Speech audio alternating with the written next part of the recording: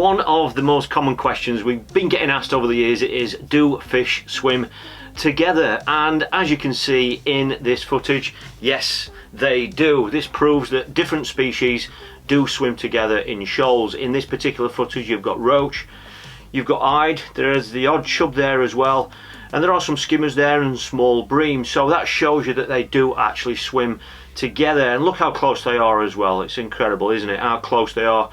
And you never would have thought that all those species would be quite as happy mixing together like that.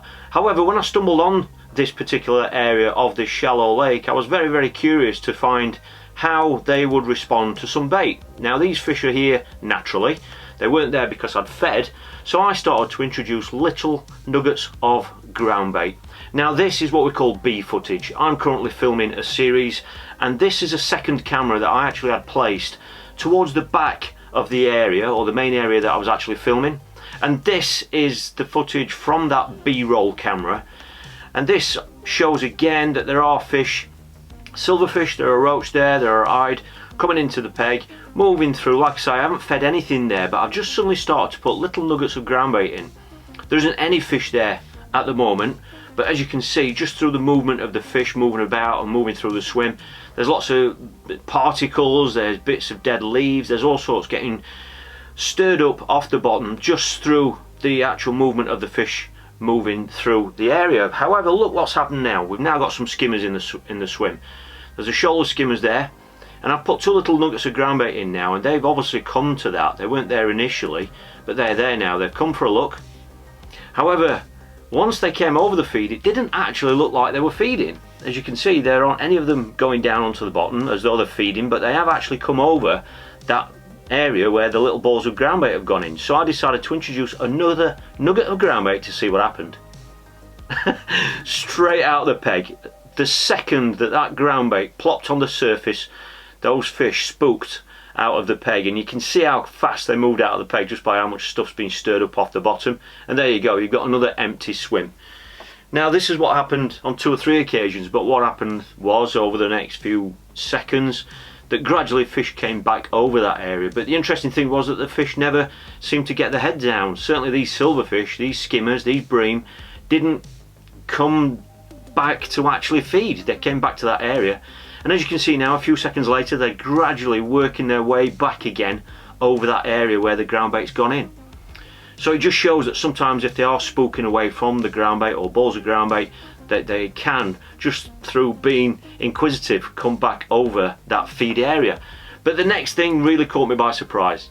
One thing I hadn't seen was carp and F1s in that area, which was quite surprising really, because this lake is actually packed with those species. However, what happened was that after about 8 or 9 of those balls of ground bait, after they had actually gone in, I switched to another camera. I decided to put another camera down there at another back edge of this feed area, or the area where the balls of ground bait had started going in. And this is a different camera, so obviously the image is slightly different, and the fish have come back over the ground bait. But because these balls of ground bait are there, look what happens. A carp appears, and look, he's straight down onto the feed. He's straight into the feed area, and his mouth straight down feeding.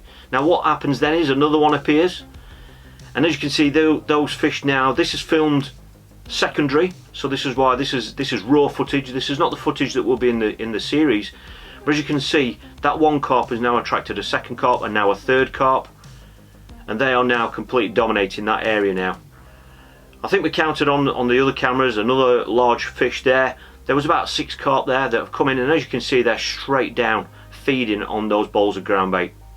And look at the amount of stuff that's getting stirred up off the bottom just by those carp grubbing around, and look how much movement there is.